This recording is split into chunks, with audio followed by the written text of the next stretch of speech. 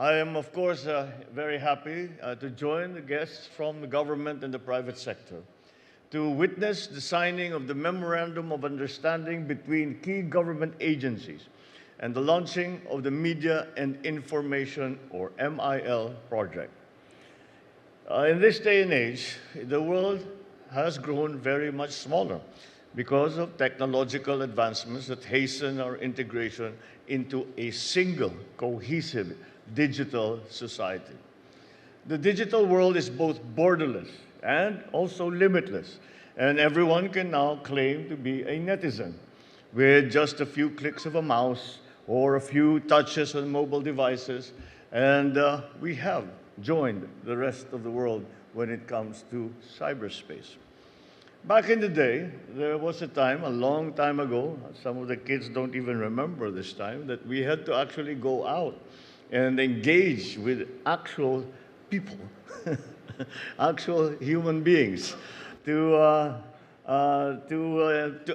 engage in the exchange of information, in the exchange of, and to have a line of communication. But now we reach out to millions of people in the comfort of our homes, in our schools, in our workspaces, and through, of course, all the digital platforms that we have available to us today. News and information, which was, of course, delivered through what we now call the traditional media, newspapers, radio, television. Now, the multitude of information is available to anyone, anywhere, anytime. But that is information, pure and raw and unedited and uncurated and unexamined information. It is put out there. And that's why they say the internet is a great equalizer. Because the traditional media, for example, if you read an article that you're interested in or that you would like to comment on, that you would like to respond to, you write a letter. And you say, "Dear editor, I am in full agreement with the op-ed column that was written by your columnist last Thursday about blah, blah, blah, blah, blah." And that is the only way that you can communicate.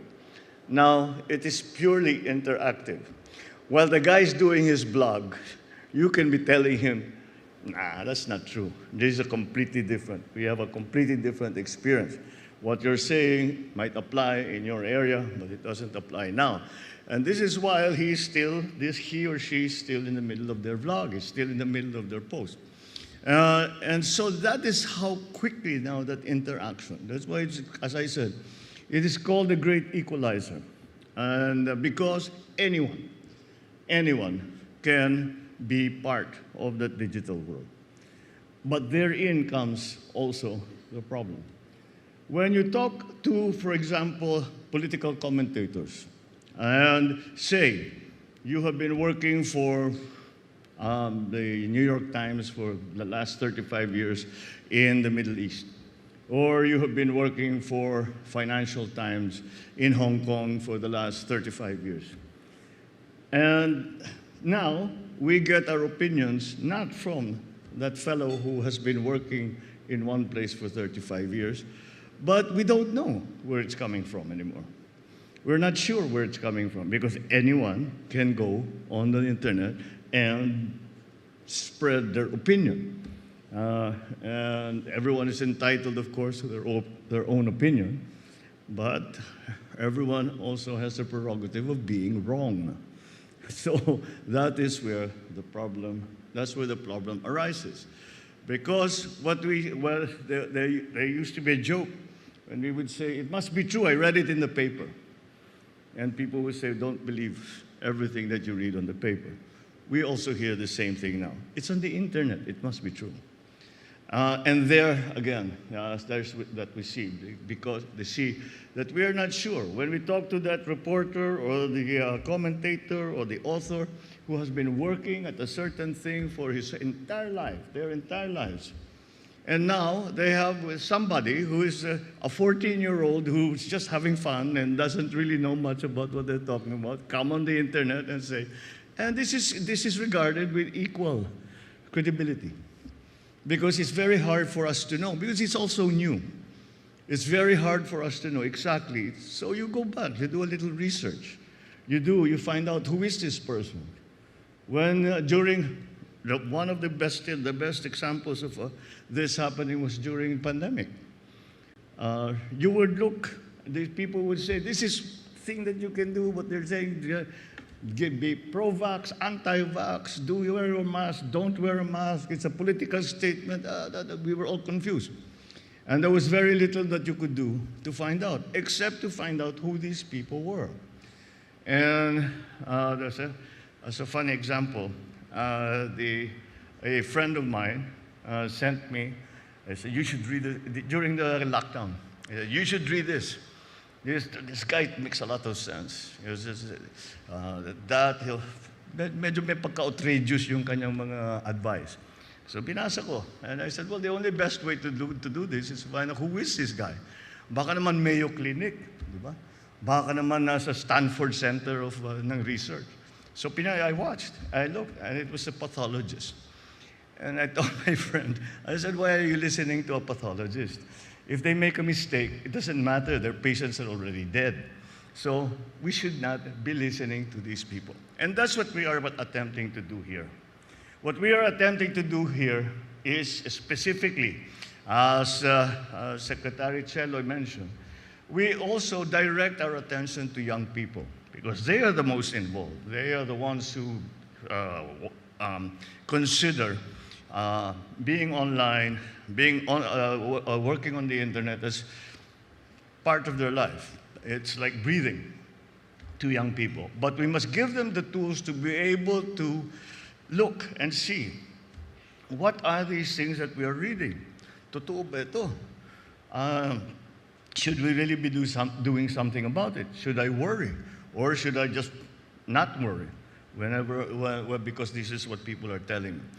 And then it goes into every part of our lives. It becomes dangerous. It became dangerous during the pandemic because people were giving some very outrageous advice, and this was hurting other people. But then it is now extended it has become such an important tool in the political realm. And we all hear about fake news. We all hear that the entire campaign, I've heard this in reference to somebody I know, that their entire campaign was based on fake news. Everything that they said on the internet was fake news. Well, maybe it's time that we give our kids, not only our kids, but our citizenry, the tools to be able for them to tell what is important, what is not, what is relevant, where the sources of these information come from. We have all heard the phrase, know your source. So that is perhaps the first step that we can do for our people, and to say, know your source. Tignan nyo kung saan galing, kung ano yung kwento na yan. Baka nag-inuman lang yung mga yan, tapos kung ano-ano naisip, sinulat sa internet.